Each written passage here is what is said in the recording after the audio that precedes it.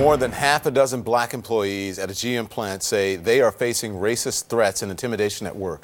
Their evidence is laid out in a lawsuit with pictures of nooses, whites-only signs, and the N-word they say showed up inside the plant. While GM says it takes discrimination and intimidation seriously and is doing all it can to get rid of the problem, a state law enforcement agency ruled it isn't doing enough. CNN's Sarah Seidner has a story, and I have to warn you, okay? You will hear racial epithets and disturbing language in this story. Every day he walked into work, Marcus Boyd prayed he'd survive his shift unscathed. I felt like I was at war, risking my life every day. Derek Brooks, a former Marine, worked in the same place. Both were supervisors on different shifts at the General Motors transmission plant in Toledo, Ohio. Brooks considers himself tough from his military training, but he struggled to handle what was happening at work. How rough and tough can you be when you got 11 or 12 people who want to put a noose around your neck and hang you till you're dead? There's a reason he brings up nooses. It's not just a figure of speech. This is the picture of the noose that I found the night that I was at work on my shift. According to a lawsuit now pending against GM, this is one of at least 5 nooses discovered at their workplace in separate incidents. The suit also claims there were signs that blacks were not welcome there. Whites only scrawled on a bathroom wall, along with swastikas on bathroom stalls and niggers not allowed scratched or written on bathroom walls. This was saying, you don't belong here. This was saying, if you stay here, this is what could possibly happen to you. In this struggling town, Brooks and Boyd didn't want to leave their 6-figure jobs. Brooks has 8 children. Boyd takes care of his mother, who was an amputee. Now, they and 7 others have sued GM for allowing an underlying atmosphere of violent racial hate and bullying. When did you notice overt racism? Well, when an employee that was under me, he told me that back in the day, a person like me would have been buried with a shovel. He said what to you? That was a death threat, and I was told to push that to the side. Boyd says he reported the incident. He admitted to it, and I was pulled to the side and said, you know, if you want to build relationships here, you know, you just let things go, he'll be all right. But he says the threats got worse. Were you afraid for your life? Definitely.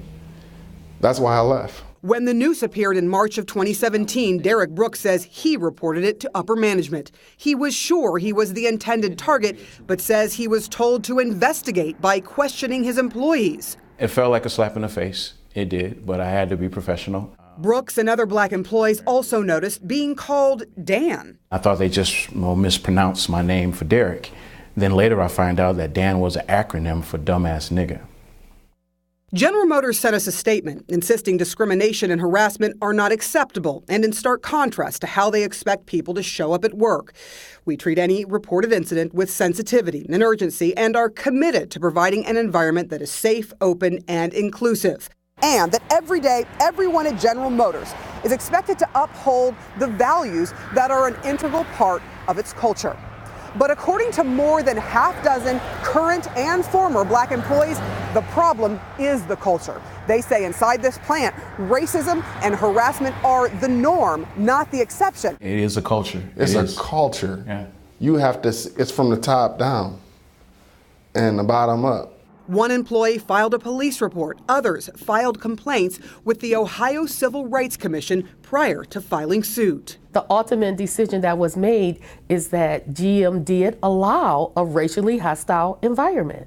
They allege they investigated quickly and have done remedial things to take care of the problem. The commission disagrees with that position. GM did not do very much at all, or what they did do was not effective. GM says that they held mandatory meetings and even closed the plant for a day for training and to address the issue with every shift. The Civil Rights Commission report noted a former union president's testimony that during one of those meetings, a white supervisor said too big of a deal was being made of the nooses. After all, there was never a black person who was lynched that didn't deserve it.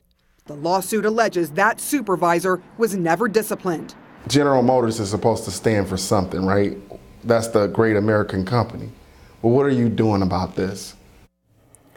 A GM representative that we spoke to says that they have not identified those who put up the nooses, and therefore no one has been fired for those incidents. They said, however, that some people have been dismissed in that Toledo plant during what it's calling its extensive anti-discrimination and anti-harassment work, and that work continues today. But Don, guess what else continues? Yeah. The racist threats.